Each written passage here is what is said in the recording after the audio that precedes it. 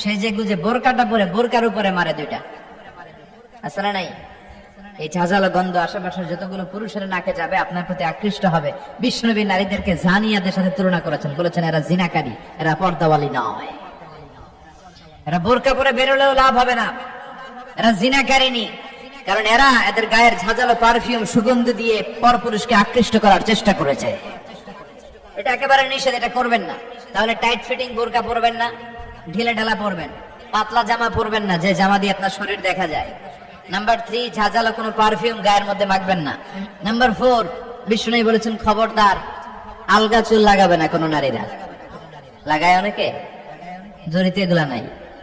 অনেক নারীর চুল হয়তো ছোট, সে আলগা চুল লাগায়া সুন্দরী সাজে, বিশ্ব সুন্দরী ঐশ্বরিয়া রায় হইতে চায়, আছে না নাই? না, আল্লাহ যেটা দিয়েছে ওটাতে আপনি সন্তুষ্ট থাকেন, আলগা চুল লাগাবেন। এরপর বিষ্ণু ব্রু প্লাক করতে নিষেধ করছে। ব্রু প্লাক, ব্রু প্লাক আছে না? পার্লারে গেলে কিভাবে জানো এদিক দিয়ে ব্রু প্লাক করে একেবারে চিকন করে দেয় দুইটা। হ্যাঁ, না, এটা নিষেধ। ব্রু প্লাক করতে বিশ্বনবী নিষেধ করেছেন। আমার বোনেরা, আপনারা এটা করবেন না। এরপরে বিশ্বনবী নিষেধ করেছেন তোমরা একে অপরকে লাআনত দেবে না। 2 কারণে নারীরা জাহান্নামে যাবে বেশি। বিশ্বনবী মেরাজ থেকে এসে বললেন, ইয়া মা'আশারান নিসা, ও নারীরা, তাসাদ্দাকনা, তোমরা বেশি বেশি সদকা করো, দান খয়রাত করো। নারীরা বললেন কেন? আমাদের বললেন কেন? বিশ্বনবী বললেন, উরিতু কুন্না আকসারা আহলিন নার, আমি জাহান্নামে দেখেছি পুরুষের চেয়ে নারীরাই বেশি জাহান্নামী হবে। কি কারণে? 2টা কারণ। তাকফুরনাল আশিরা, সবাই না, অধিকাংশ নারীরাই স্বামীর অস্বীকৃতি করে। স্বামী যা দেয় এতে সন্তুষ্ট থাকতে চায় না, আছে না নাই? স্বামীর কি চাকরি, কি ব্যবসা, তার উপার্জন কতটুকু, এটাও আপনার দেখার দরকার, আছে না নাই? এখানেই তো আপনার সবরের বিষয়। জান্নাত তো এমনি এমনি আসবে না বোন, আপনাকে সবর করতে হবে। স্বামীর নাশুকরি করবেন না। পাশের বাড়ির ভাবিরা তো এত মোটা নেকলেস কিনা দিছে, তুমি দাও না কেন? এদের ঘরে তো দামি সোফা সেট, আমার ঘরে নাই কেন?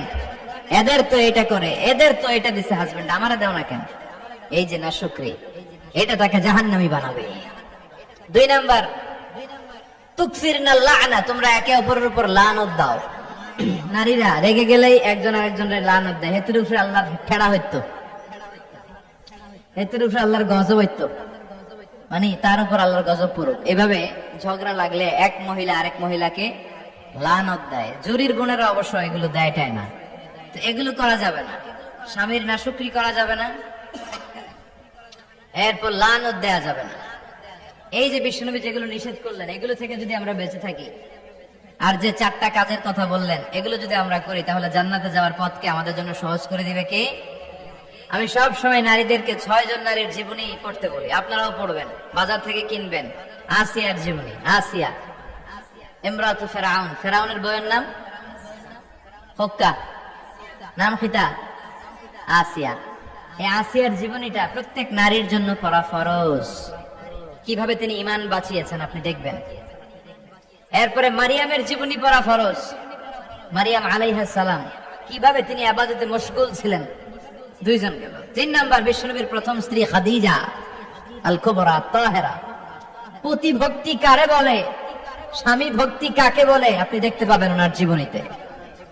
4 নাম্বারে, বিশ্বনবীর একমাত্র কুমারী স্ত্রী আয়েশা রাদিয়াল্লাহু তাআলা আনহা, কিভাবে জ্ঞান অর্জন করতে হয় 2220টা হাদিস তিনি বর্ণনা করেছেন। নারীদের মধ্যে সবচেয়ে বেশি হাদিসের বর্ণনাকারী। ফ্যামিলির হাদিসগুলো বর্ণনার জন্য আল্লাহ তাআলা মা আয়েশাকে বিশ্বনবীর ঘরে টেপ রেকর্ডার হিসেবে পাঠিয়েছিলেন।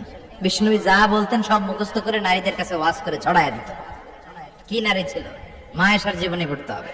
সব শেষে বিশ্বনবীর কলিজার টুকরা নয়নের পুটলি ফাতেমাতুল আয-জাহরা, ফাতেমাতুল জাহরার জীবনী পড়তে হবে। তার জীবনী থেকে আপনি পাবেন কিভাবে পর্দা করতে হয়। উনি মরার আগে আলীকে বলে গেলেন, আলী, জীবদ্দশায় আমারে কেউ দেখে নাই, নবীর মেয়ে মোটা না চিকন, লম্বা না খাটো। মরার পরেও বেশি মানুষে জানাজায় আসতে বলো না, রাত্রিবেলা অল্প কয়েকজন লোককে নিয়ে জানাজা দিয়ে আমার কবর দিয়ে দিও। কেমন করে আপনি নিজেকে সেভ করবেন, এই শিক্ষা মা সাইয়্যিদাতুনা ফাতেমাতুজ জোহরার জীবনীতে আছে না নাই? তাহলে এই কয়েকজন নারীর জীবনী পড়তে হবে। আর যে 4টা কথা বিষ্ণু বলেছেন, এগুলোর উপর আমল করতে হবে। তাহলে আমাদের নারীদেরকেও জান্নাতি বানাবে কে? আল্লাহ।